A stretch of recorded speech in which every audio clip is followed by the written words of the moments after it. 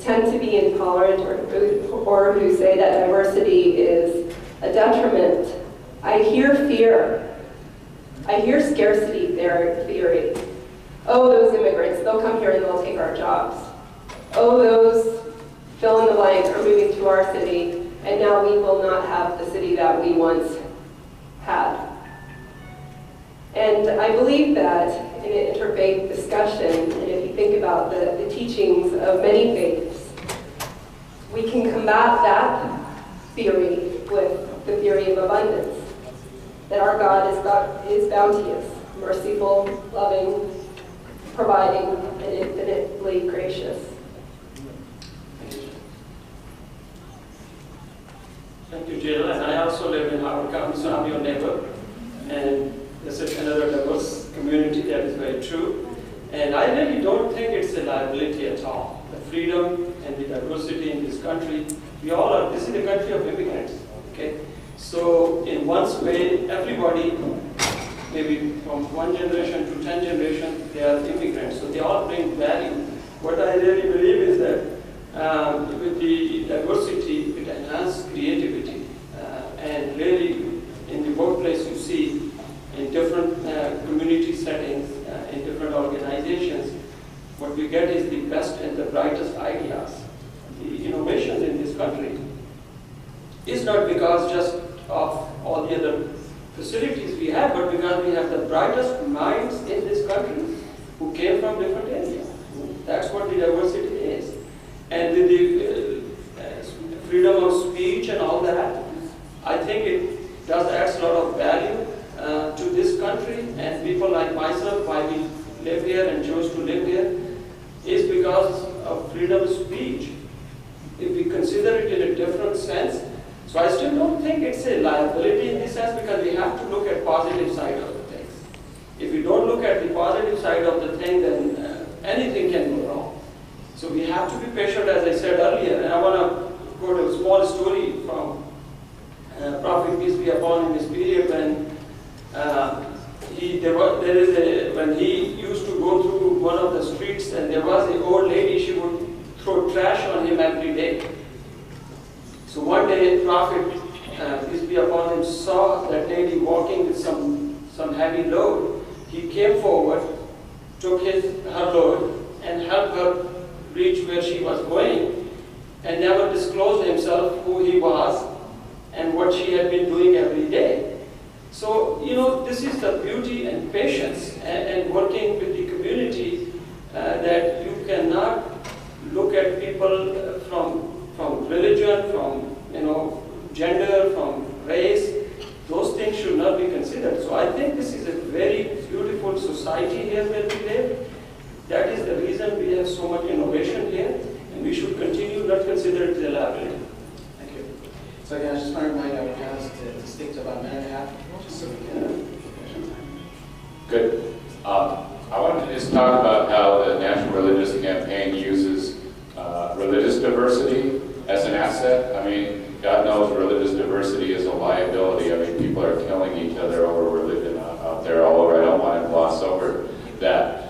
But I do believe that in our case, when we sit down with a senator or with, I've been standing out of this solitary confinement cell for the last 2 days, and it feels really good to sit down, actually. I'm enjoying this a lot. But standing out there and working with trying to end the issue of solitary confinement and trying to convince folks that this is torture, when we sit at the table and we say, well, this isn't just the Christians whose sacred text called torture immoral. It's the Muslims here. It's the rabbi. It's the Catholics. It's the Protestants. It's the Baha'is.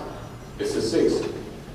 You don't have anybody in any religious faith who agrees with you if you continue this practice. It's very powerful to be able to do that when we're sitting in negotiations on the issues of torture with members of the administration, with the State Department, and with in the prison system, when we sit with the heads of the state prison system.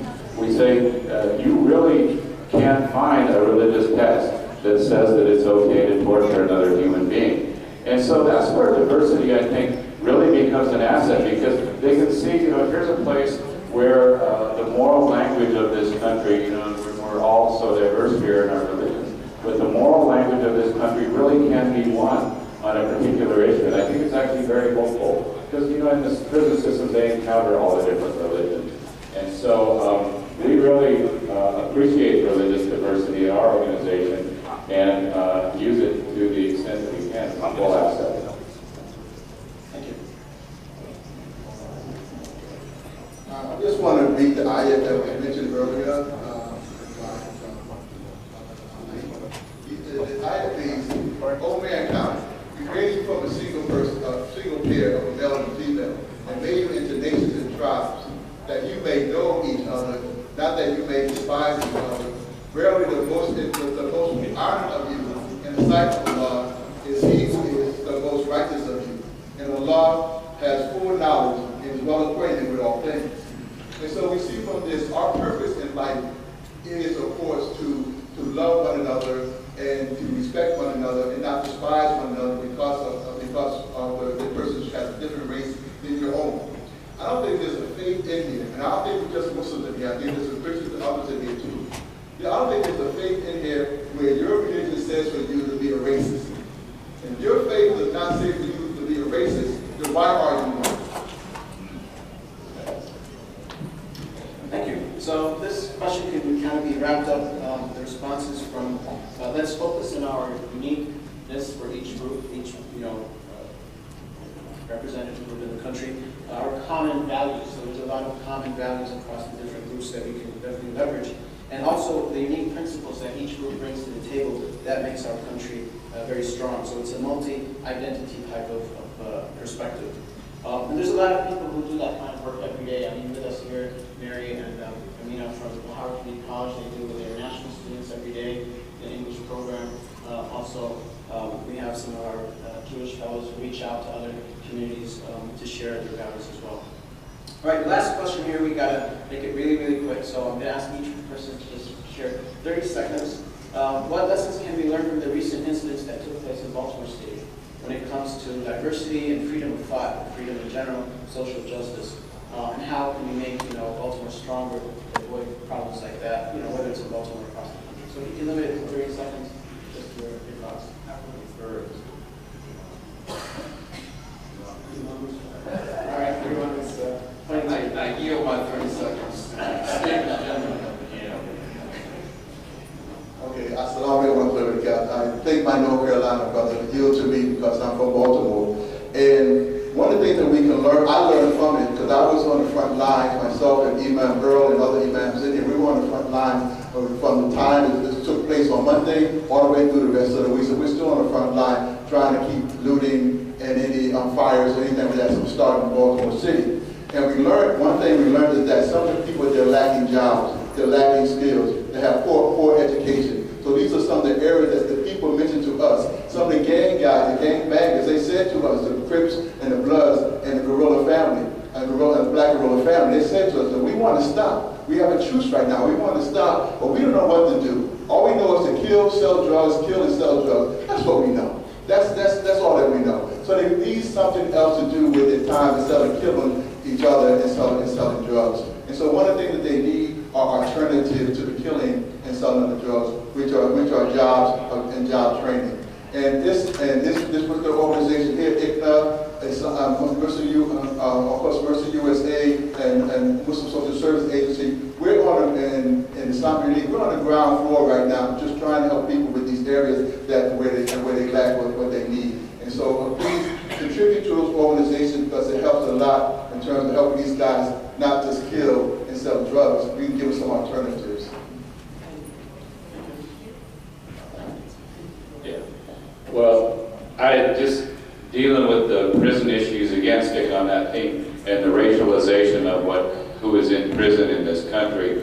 I often say there's a Ferguson and a Baltimore happening every hour inside our prisons, and if we had cameras in there like we got cameras out on the street, you wouldn't believe what you're seeing. So it's just something that I hope that the organizers can continue to grow this movement. We continue to see how deeply embedded this kind of behavior is in our society and how racialized it is, and that we can come together and end it. Oh, you have to say. Thank you. I would really say that all that incident was very unfortunate, but I'm positive that the real bad guys, they were intruders. They were not perhaps local people. There were a lot of missings in the local community. There are a lot of job issues, but with inclusivity, the equal opportunities, development in the areas. You have a Johns Hopkins next door, which is an international organization. But they have been working in the kind of circle of a mile around them, but then forget the areas around. So I think the inclusivity of the communities around is very important. I have my own business in Baltimore. We employ over 200 people. And it's basically mixed racial people. Sometimes we jokingly call it like United Nations. The purpose is that you have to have diversity. And I know there are some corporations and companies, and again, with no offense, they're all white or all black and, very specific to a race or culture. I think we should get off of that. We should give opportunities to everybody in the area and bring them on board. That's the only way we can improve the situation. And it's not only for Baltimore, this is basically all across the country. It just happened here. Thank you. Jill, would you like to comment on that? Yeah, just very briefly, I recently returned from a trip from Salt Lake City, and on that trip I took a couple legs, and one was a stopover in Denver. So I heard from individuals who are outside of the Baltimore community, from outside of Maryland, their perceptions of what happened in Baltimore and what, were the reasons behind it. And I would like to say that I'm proud to see what occurred on social media, that people challenged the mainstream news media in their reporting on what happened to Baltimore. I'm troubled by the fact that the misperceptions of what happened to Baltimore, people seem to have this weird appetite for violence and rioting and want to see negativity on our news media. But I was very encouraged to see what happened on social media.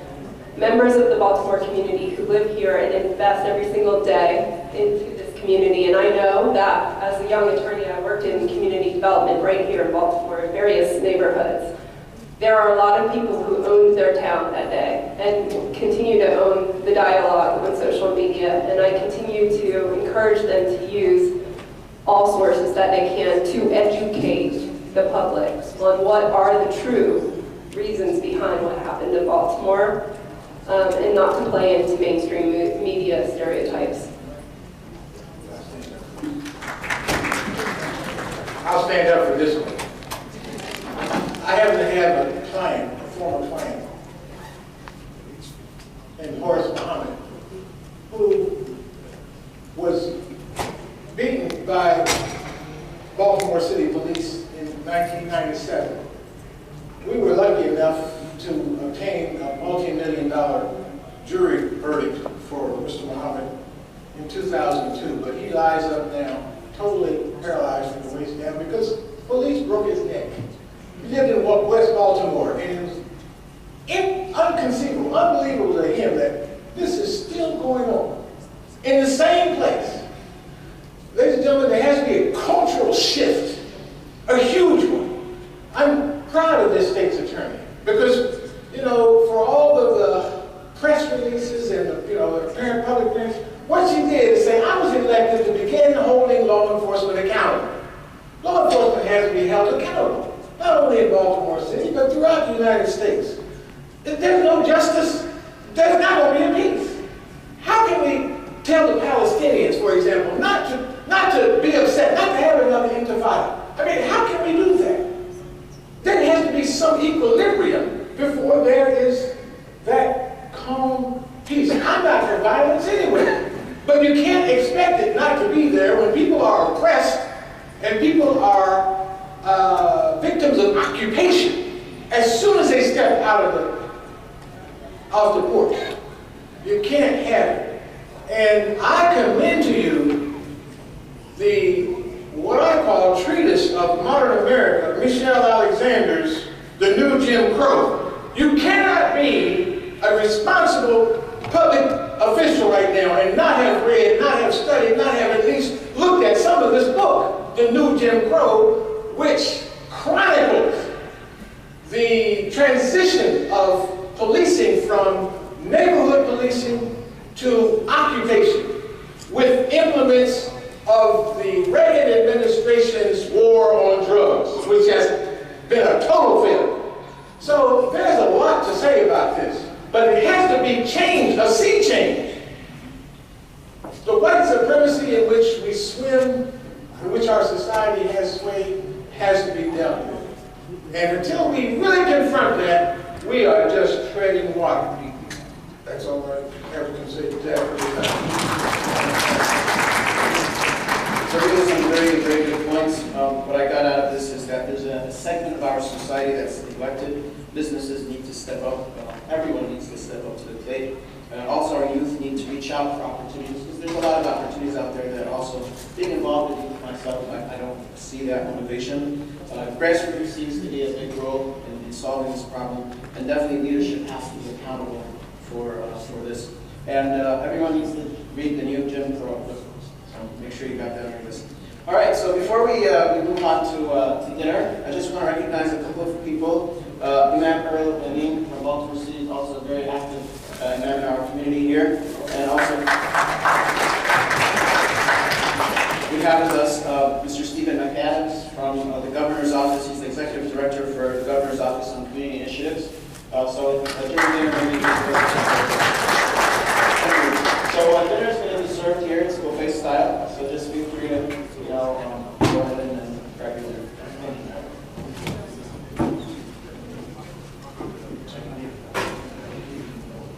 Now, I have Mutia from Baltimore County.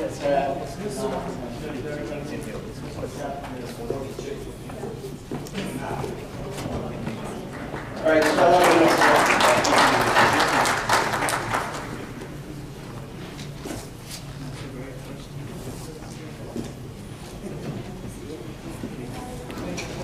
Actually,